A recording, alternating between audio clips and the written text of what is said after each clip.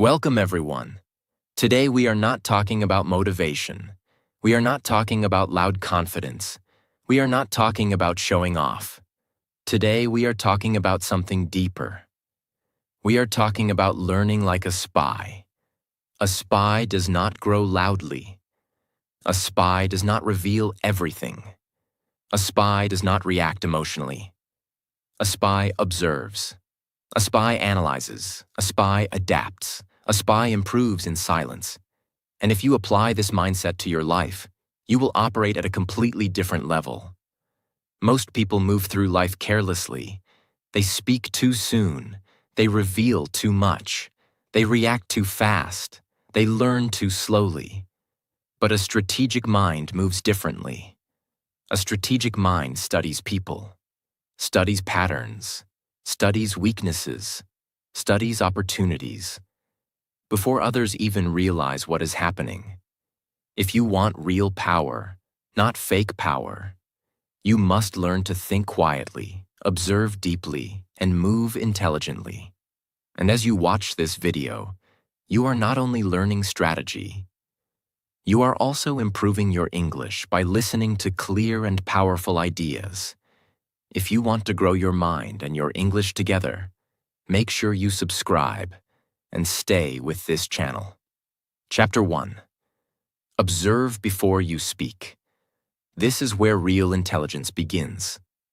Most people think confidence means speaking first. It doesn't. Confidence is knowing when to stay silent. When you enter a room, what do most people do? They talk. They try to impress. They share opinions quickly. They argue without understanding. But a spy never enters a situation loudly.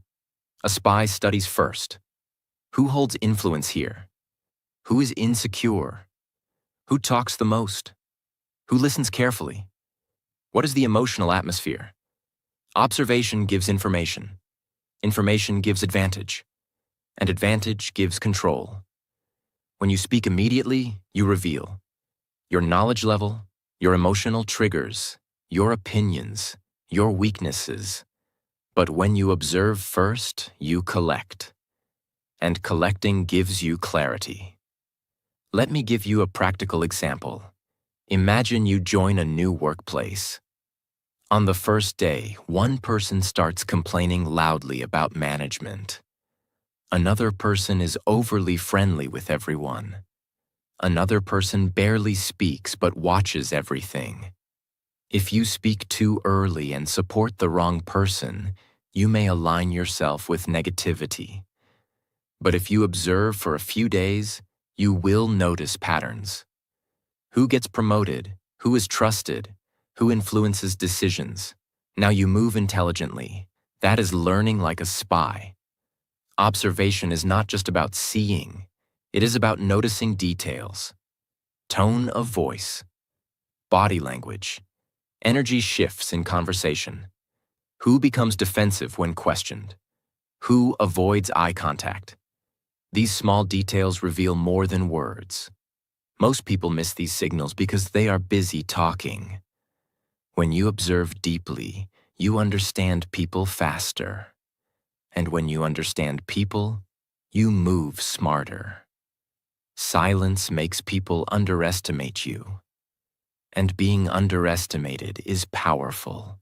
When people think you are quiet, they reveal more around you. They relax. They speak freely. They show their real personality. And you learn. Strategic silence is not weakness. It is data collection. How to practice this daily? You don't need a special mission. Practice this in normal life. In meetings, speak last. In arguments, pause before responding. In social gatherings, listen carefully for 5 minutes before adding your opinion.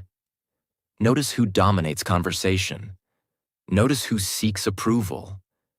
Notice who becomes uncomfortable with silence. Every situation becomes a classroom, and you become sharper without anyone noticing. Think about 2 students in a class. One student always answers first. He speaks quickly, confidently. The other student listens carefully to every answer before speaking. By the time the second student speaks, he has heard mistakes, gaps, and ideas.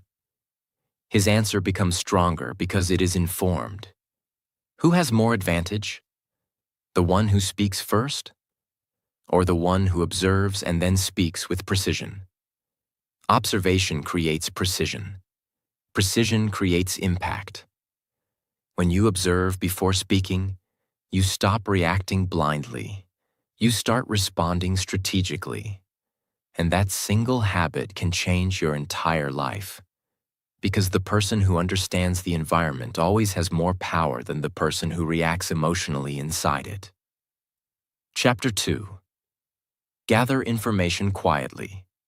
If observation is the eyes of a spy, then information is the weapon. But here is the important rule.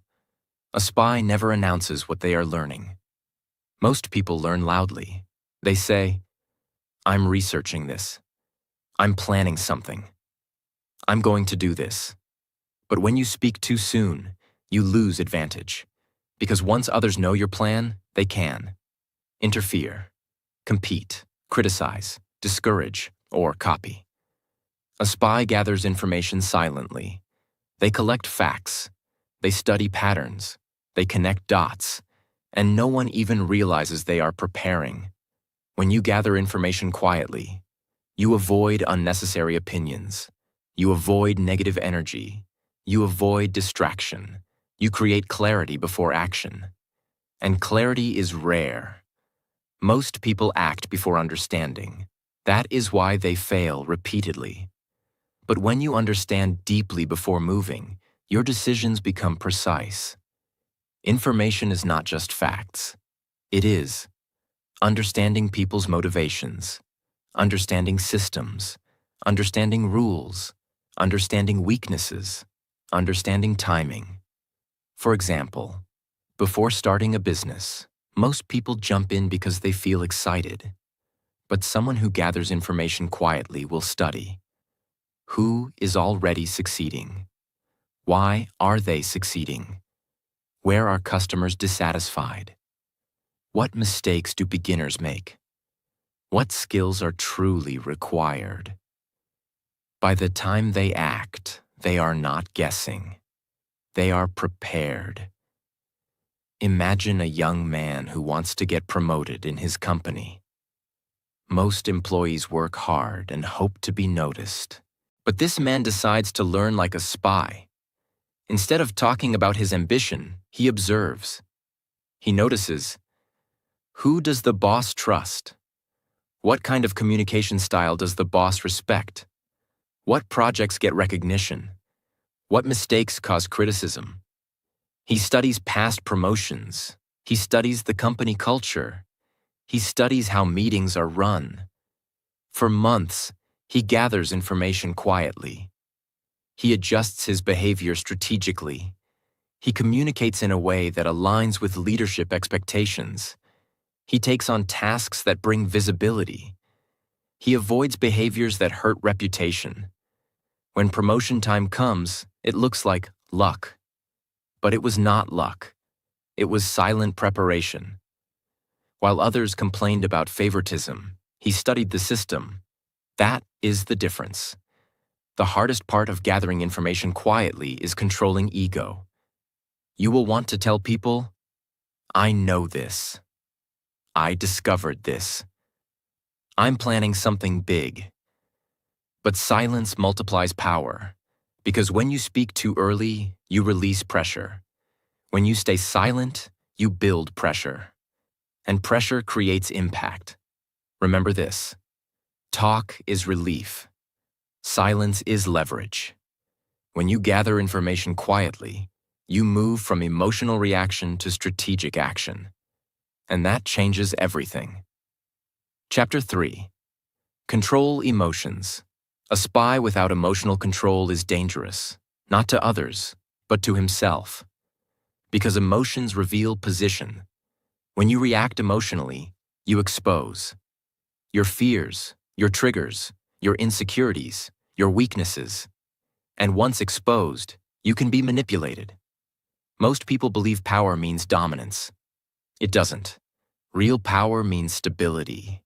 If someone insults you and you explode, they now control you. If someone criticizes you and you become defensive, they now control you. If someone provokes you and you lose focus, they now control you. Emotional control means no one can move you without your permission. Reaction feels strong, but it is weakness, because reaction is automatic. Response is strategic. A spy never reacts automatically. They pause, they analyze. Is this worth energy? Is this a distraction? What is the bigger goal? If something does not serve the mission, it does not deserve emotion. Imagine a professional athlete during a championship game. The opponent tries to provoke him. They trash talk, they insult, they try to trigger anger. If the athlete reacts emotionally, he loses focus. He makes mistakes. He gets penalties. But if he remains calm, the opponent becomes frustrated. The opponent wastes energy trying to disturb him. Meanwhile, the calm athlete stays focused on the game. He wins not just because of skill, but because of emotional control. In life, it is the same. If someone criticizes your work, you can react emotionally and argue. Or pause, listen, analyze if the criticism has value, adjust if necessary, and continue forward. One path drains energy. The other path builds strength. It is not natural. It is trained. You train it by pausing before responding, breathing when angry, delaying reactions, choosing long-term goals over short-term satisfaction. Each time you choose calm over reaction, you strengthen your mind. And the stronger your mind becomes, the harder you are to manipulate. Remember this clearly. If someone can control your emotions, they control your direction. But if you control your emotions, you control your future. Chapter 4. Adapt to any environment. A spy survives not because he is the strongest. He survives because he adapts. Most people try to force the environment to match them. If the room is serious, they still joke. If the room is competitive, they become insecure. If the environment changes, they panic. But a strategic mind studies the environment first, and then adjusts. Adaptation is not fake behavior. It is intelligent behavior. It means understanding the rules of the room, understanding the emotional temperature, understanding what works here and what does not. Rigid people break under pressure. Flexible people rise. Think about this carefully. Water takes the shape of the container. It does not argue with the container. It adjusts, and because it adjusts, it flows anywhere. But a rock does not adjust. And when force hits it, it cracks. Most people behave like rocks. They say, "This is just who I am." But a spy understands something deeper. Your core values stay the same. Your external behavior adapts strategically. If you are in a formal setting, you speak formally. If you are in a creative space, you loosen your tone. If you are in a competitive environment, you sharpen your focus. This is not weakness. This is mastery. To adapt well, you must notice how people communicate. What behavior is rewarded? What behavior is rejected? How authority functions? How decisions are made? Without observation, adaptation becomes guessing. With observation, adaptation becomes precision. That is why Chapter 1 and Chapter 4 connect. You observe first, then you adapt. Imagine a young professional who moves from a small company to a large corporate organization. In his old job, everything was informal. He could joke with managers. He could speak casually in meetings. In the new company, the culture is different. Meetings are structured. Communication is precise. Hierarchy matters. If he behaves the same way as before, he will appear immature. But instead of resisting the environment, he studies it. He notices how senior leaders speak. He observes how emails are written. He watches how meetings are conducted. Within weeks, he adjusts his tone. He becomes more structured. He speaks less but more clearly. He prepares before meetings. Now he fits the environment. He did not change who he is. He changed how he operates. That is adaptation. And adaptation protects growth. Some people fear adapting because they think it means losing identity. It does not. You can keep your values while adjusting your strategy.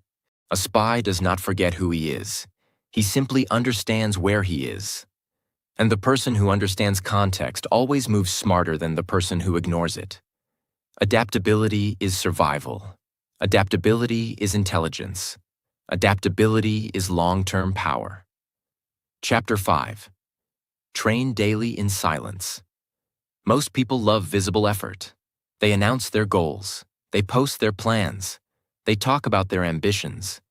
But a spy trains in silence. No applause, no validation, no attention. Because real skill does not need noise. When you train loudly, you seek external approval. When you train silently, you build internal discipline. And internal discipline is stronger. Silence removes distraction. When no one is watching, your excuses disappear. When no one is praising, your ego stays small. When no one expects, you can focus purely on improvement. There is something else powerful about silent growth. It creates surprise. If everyone knows you are preparing, they are ready. But if you grow quietly, your results speak suddenly. And sudden growth shocks people. More importantly, silent training builds resilience. Because when nobody claps, you must clap for yourself. That builds mental strength. What does silent training look like? It means practicing skills without announcing them, improving weaknesses privately, studying when others are relaxing, working when others are complaining. It means choosing progress over attention. Most people chase recognition. Few chase mastery. Spies chase mastery. Imagine a student preparing for a competitive exam. Most students constantly talk about how hard they are studying. They discuss strategies. They complain about difficulty. They compare progress. But one student does something different. He does not talk about preparation. He studies consistently. He reviews mistakes daily. He strengthens weak subjects privately. He practices under timed conditions. When results are announced, people are surprised. How did he do so well? But there was no miracle. There was silent training. While others were performing preparation publicly, he was building capability privately. That is the difference. Training in silence teaches you to rely on yourself, to focus without validation, to tolerate loneliness, to stay disciplined without praise. That is rare strength. Most people need constant feedback, but a spy is comfortable alone, because alone is where refinement happens. Remember this clearly. Noise creates attention. Silence creates power. The world sees results. The world rarely sees preparation. But preparation is everything. Chapter 6. The cover identity. A cover identity does not mean lying. It does not mean being fake. It means understanding that not everyone deserves full access to you. A spy never reveals full capability. Not because he is weak, but because exposure reduces advantage.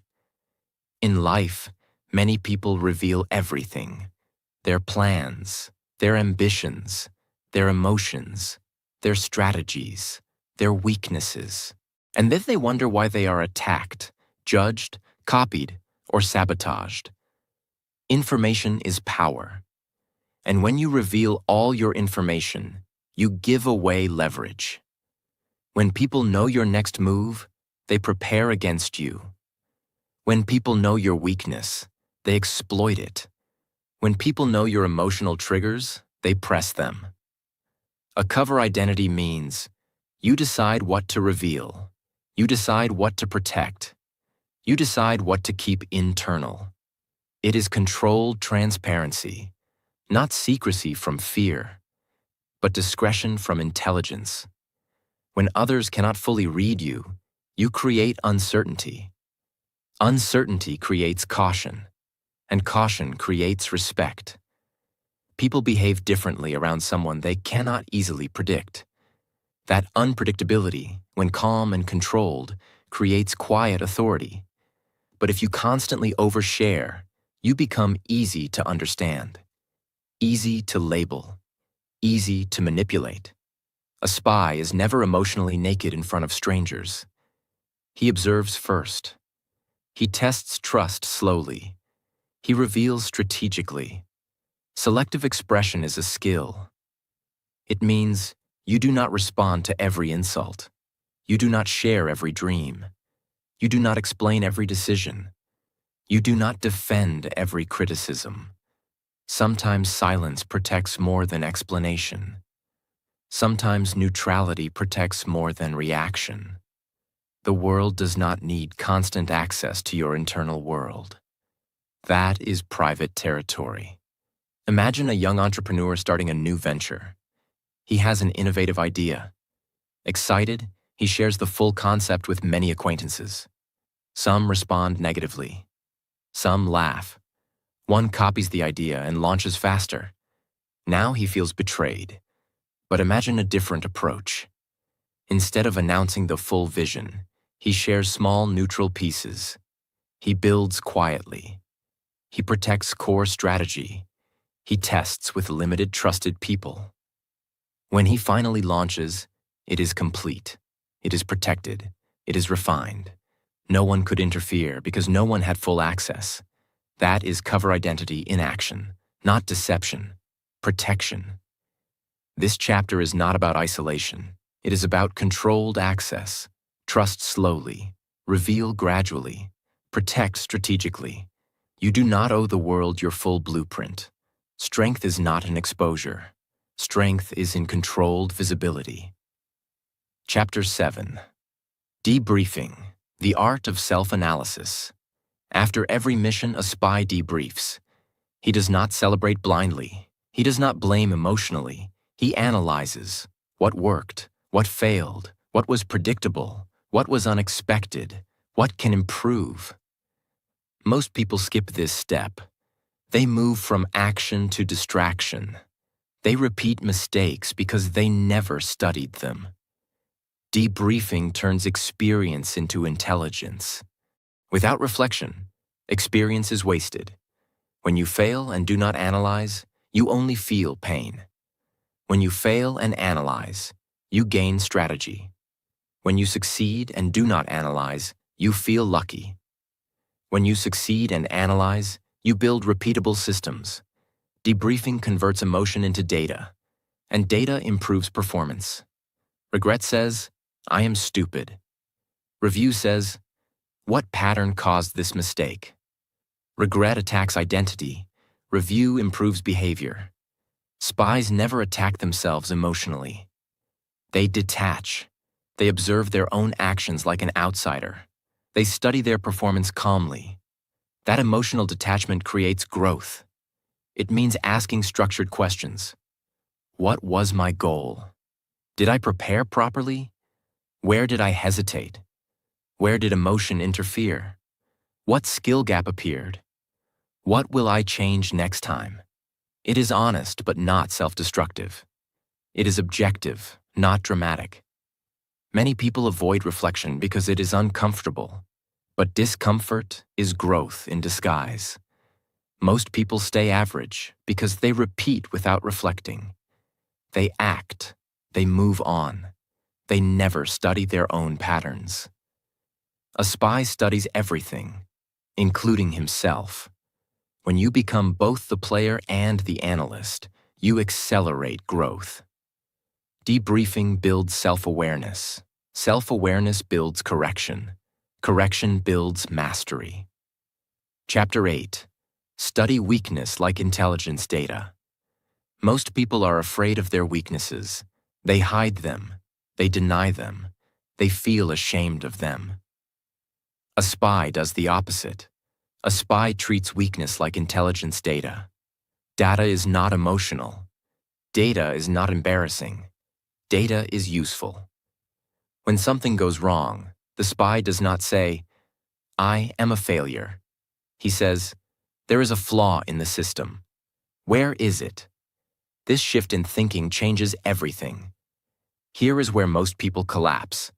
They confuse performance with identity. If they fail at something, they say, "I am bad at this." If they struggle, they say, "I am not talented." But a strategic mind separates identity from performance. Performance can improve. Identity is stable. If you treat weakness emotionally, it becomes heavy. If you treat weakness analytically, it becomes manageable. And manageable problems can be solved. A spy never panics when a mission fails. He investigates. What assumption was wrong? What information was missing? What skill was underdeveloped? What preparation was incomplete? This creates improvement instead of insecurity. Most people avoid their weak areas. They focus only on strengths, but avoiding weakness creates blind spots, and blind spots are dangerous. Studying weakness closes blind spots. To study your weakness, you need maturity. You must be able to look at yourself without ego. No drama, no self-hate, no excuses, just clarity. For example, if you struggle with communication, do not say, "People don't understand me." Instead, ask, "Is my message clear? Do I speak too fast? Do I listen enough? Do I organize thoughts properly?" That is intelligence. Weakness is not an enemy. It is information waiting to be decoded. Imagine a young athlete who consistently loses in the final round of competitions. Instead of saying, "I am unlucky," he records his matches. He studies his performance. He notices something specific. In the final rounds, he becomes impatient. He rushes decisions. His breathing becomes irregular. His movements become less controlled. Now he has data. He trains specifically for high-pressure situations. He practices breathing techniques. He simulates final round stress during training. Next season, he performs differently. Not because he became magically stronger, but because he studied his weakness like intelligence data. And that changed the outcome. If you apply this principle in life, you stop fearing mistakes. You stop hiding flaws. You stop repeating errors blindly. You become your own analyst. And the person who can study himself calmly is extremely difficult to defeat, because improvement becomes continuous. Weakness becomes a tool, not a wound. Chapter 9. Listen more than you talk. Most people talk to feel important. Very few listen to gain understanding. Talking releases energy. Listening gathers power. When you talk, you reveal. When you listen, you collect. You collect information, intentions, insecurities, hidden motivations, contradictions. People reveal far more than they realize when they speak freely. But if you interrupt constantly, if you dominate conversation, you miss valuable signals. A spy listens not just to words, but to tone, pauses, hesitations, and emphasis. Listening gives access to depth. When you speak less, people project more. They assume things. They fill silence. They try to explain themselves further. And the more they explain, the more you understand. But if you talk constantly, you lose that advantage. Listening also slows emotional reaction. When you focus on listening, you reduce impulsive response. You create thinking space. And thinking space creates intelligent response. People trust those who listen. If you allow someone to speak fully, without interruption, without judgment, they feel respected. Respect builds influence. Influence builds authority. Authority builds impact. All from listening. If you gather more perspectives, you reduce blind spots. Many bad decisions happen because someone spoke too early without understanding all variables. Listening expands context. Expanded context improves strategy. Imagine a negotiation between two business partners. One partner dominates the conversation. He speaks aggressively. He pushes his terms quickly.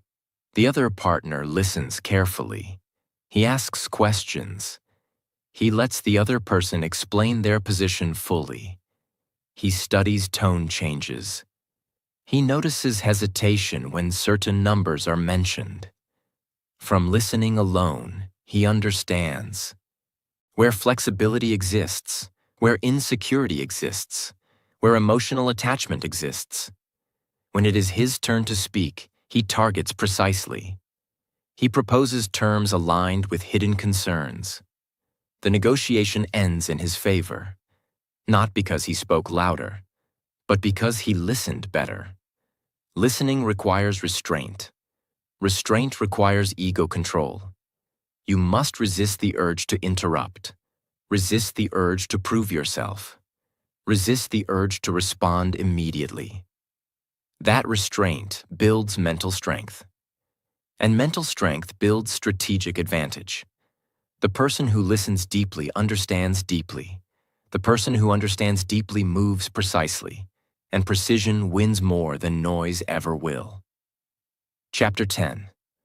Control emotions before they control you. Without emotional control, observation collapses. Listening becomes biased. Adaptation becomes forced. Debriefing becomes self-attack. Emotions are powerful, but unmanaged emotions are dangerous. A spy is not emotionless. A spy is emotionally disciplined. There is a difference. Many people misunderstand this. They think controlling emotions means hiding feelings. That is not control. That is suppression. Suppression builds pressure. Control builds clarity. Emotional control means you feel the emotion. You recognize it. You choose your response consciously, instead of the emotion choosing for you. Most people operate in reaction mode. Someone criticizes them. They react instantly. Someone disrespects them. They explode. Someone ignores them. They overthink. Their emotions decide their actions. And when emotions control actions, consistency disappears. You cannot be strategic if you are emotionally unstable. You cannot be sharp if anger blinds you.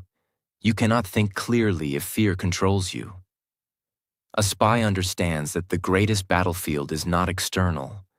It is internal. One powerful principle in emotional control is delay. Never make important decisions in peak emotion. Not in extreme anger, not in extreme excitement, not in extreme fear. Because peak emotion narrows thinking. It reduces perspective. When emotion is high, intelligence drops. A spy delays reaction. He waits, he evaluates, he cools the internal temperature. Then he acts. When you stay calm under pressure, people notice. When others panic and you remain steady, you gain silent authority. Calmness signals stability. Stability signals strength. And strength commands respect. But emotional instability signals unpredictability. And unpredictability reduces trust. This is why leaders, negotiators, and high performers train emotional control. Because without it, skill is useless. Imagine a manager leading a team during a crisis. A major project fails. Deadlines are missed. Clients are angry. The team is stressed. If the manager reacts emotionally, shouting, blaming, panicking, the team becomes more unstable. Fear spreads. Confidence collapses. But imagine instead the manager pauses. He listens to the situation fully. He speaks calmly. He says, "We made mistakes. Let's break this down step by step." He separates emotion from analysis. He assigns responsibility without aggression. He focuses on solutions instead of blame. The team stabilizes. Why? Because emotional control created clarity, and clarity created direction. That is power. They speak words they later regret. A spy always asks, does this emotional reaction serve the mission? If not, it is discarded. Emotions are temporary. Consequences are permanent. Strategic minds prioritize consequences over impulses. This is not automatic. It requires pausing before speaking, breathing before reacting, questioning your internal story, asking, what is the smartest move here? Each time you choose calm over chaos, you strengthen mental muscles. Over time, calm becomes natural. And when calm becomes natural, you become dangerous in a good way. Because you cannot be manipulated easily. You cannot be provoked easily. You cannot be destabilized easily. Emotional control is not just about staying calm in public. It is about managing internal narratives. When something goes wrong, your mind creates stories. They don't respect me. I am not good enough. This always happens to me. A spy challenges those stories. He asks, is this fact, or is this emotion speaking? This separation protects mental clarity. Clarity protects direction. Direction protects progress. When you master emotional control, you think clearly under pressure. You respond instead of react. You protect relationships. You protect opportunities. You protect reputation. You protect long-term goals. Emotional control is internal armor, and internal armor is stronger than external force.